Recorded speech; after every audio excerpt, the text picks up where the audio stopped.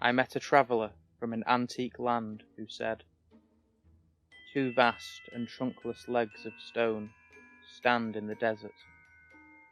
Near them, on the sand, half sunk, a shattered visage lies, whose frown and wrinkled lip and sneer of cold command tell that its sculptor well those passions read which yet survive. Stamped on these lifeless things, the hand that mocked them, and the heart that fed. And on the pedestal these words appear, my name is Ozymandias, King of Kings. Look on my works, ye mighty, and despair. Nothing beside remains, round the decay of that colossal wreck, boundless and bare. The lone and level sand stretch far away.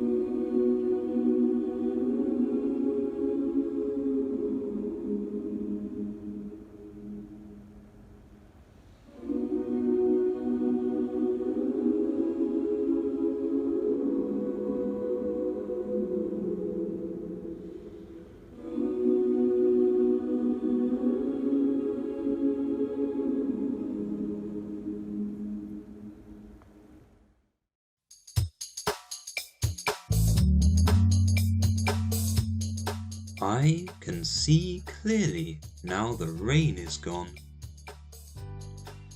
I can see all obstacles in my way. Gone are the dark clouds that had me blind. It's gonna be a bright, bright sunshiny day. It's gonna be a bright, bright sunshiny day. Oh, yes, I can make it, now the pain is gone. All of the bad feelings have disappeared. Here is that rainbow I've been praying for. It's gonna be a bright, bright sunshiny day.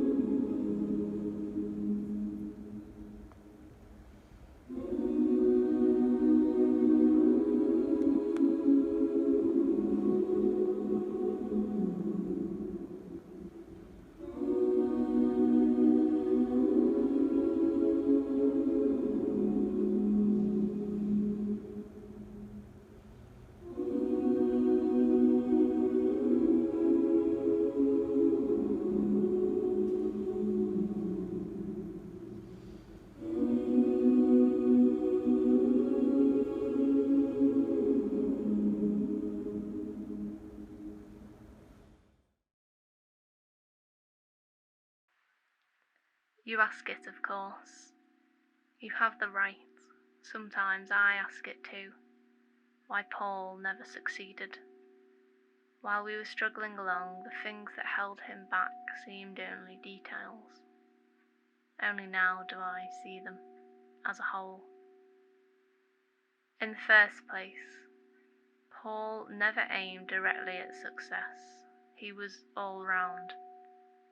If it had been merely a question of exploiting his talent, sticking to the one idea day in, day out, never letting an opportunity slip by of meeting the right people and getting to the right places. That would have been easy. He had tremendous energy. I used to grudge his interests in other things.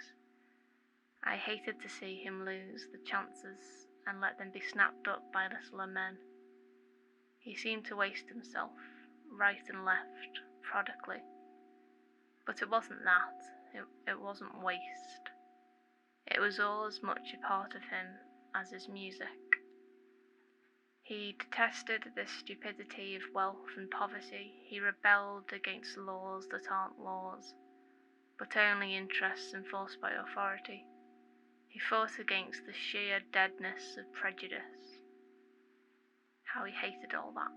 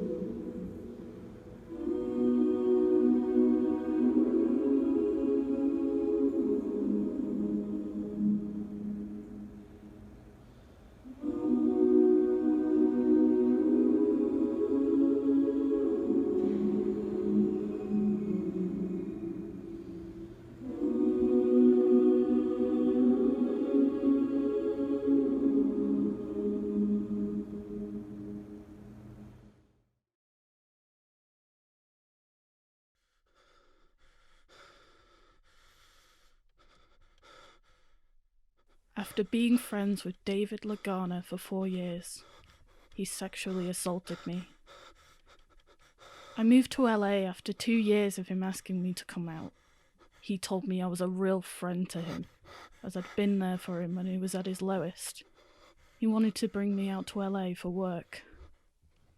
He was back and forth between companies at the time, but he told me if I came to LA, he'd put me on the NWA Hollywood, and he needed somebody to help him make the promotion agency he wanted to run a reality. I could even stay with him until I got my place, and he'd show me around. None of this happened, except the moving part.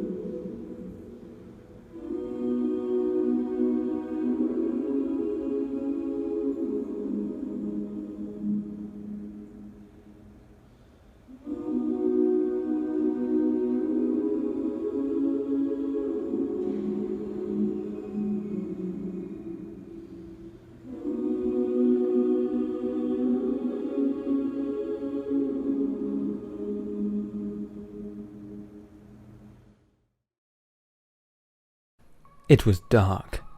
I was in some kind of run-down amusement park. I was scared. Running through an endless field of empty tents, broken-down rides, and abandoned game huts. The whole place had a horrible look to it. Everything was black and white, with prized stuffed animals all hung from nooses in the game huts, all with sick grins stitched on their faces. It felt like the whole park was looking at me, even though there wasn't another living thing in sight. Then, suddenly, I began to hear music play. The sounds of Pop Goes the Weasel being played on a squeeze box echoed through the park. It was hypnotizing. I followed its tune to the circus tent, almost in a trance, unable to stop my legs from moving forward. It was pitch black. The only light came from a single spotlight shining on the center of the big top. As I walked towards the light, the music slowed down. I found myself singing along, unable to stop.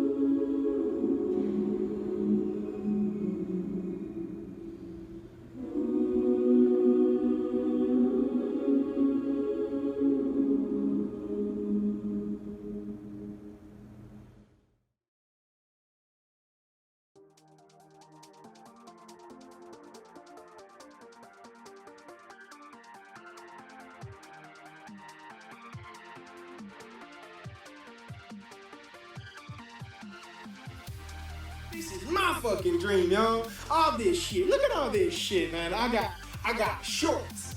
Every fucking color. I got designer t-shirts. I got gold bullets. Motherfucking vampires. I got Scarface on repeat. Scarface on repeat constant, y'all. I got a skate. Calvin Klein escape, mix it up with some Calvin Klein, baby. Smell nice? I smell nice. That ain't a fucking bed over there. That's a fucking art piece. My fucking spaceship USS Enterprise on this shit. I go to different planets, motherfucker. Me and my Franklins, we take off, huh? We take off. Look at this shit. Look at all my shit. I got fucking nunchucks. I got them shurikens. I got different colors. I got sass, man. Look at all this shit. I got sass. I got blades. Look at all this shit, man. This ain't nothing. I got different rooms full of this shit, man. I got my dark tanning oil. Lay out on the pool. Put on my dark tanning oil. Yeah, I got machine guns too. Look at this shit. Look at these motherfuckers. Look at this motherfucker right here. I got a fucking army up in this shit, yeah.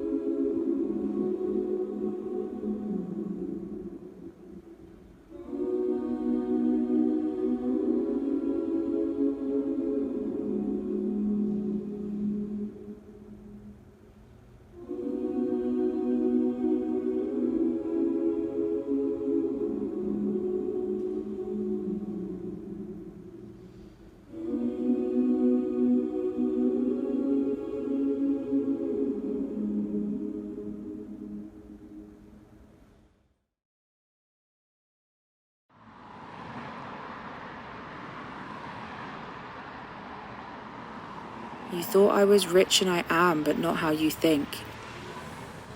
I live in a Tudor house under the freeway in Mar Vista by the beach. When you call, I take my phone outside to the picnic table that I brought from the Rose Bowl. And I listen to the rushing cars above and think about the last time you visited me, the last time we made love. How the noise got louder and louder during rush hour until it sounded like the sea. And it felt like the ocean was the sky and I was flying because you were 2 feet taller than me.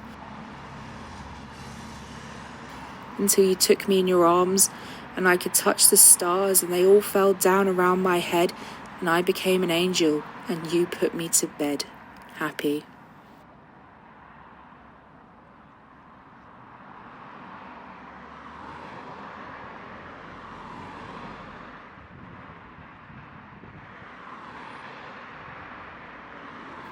Yeah, that was name of being was an enemy down.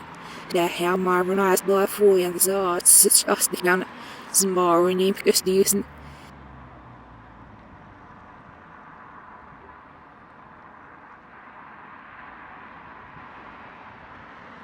En middelhoogste fysiske beschikking elf zowel de arts som sjöjt all öppen.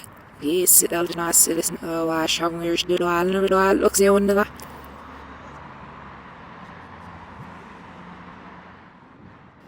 Fall dem var solid. En this if we not solid back in it and thought the saken geschover this in sillen. War observing the fort about the best it is now sign of found yes now look green. Sheep without but safe on me we're for the Noswa Harish in Villa. Net you on the ma and everywhere oathi. Happy.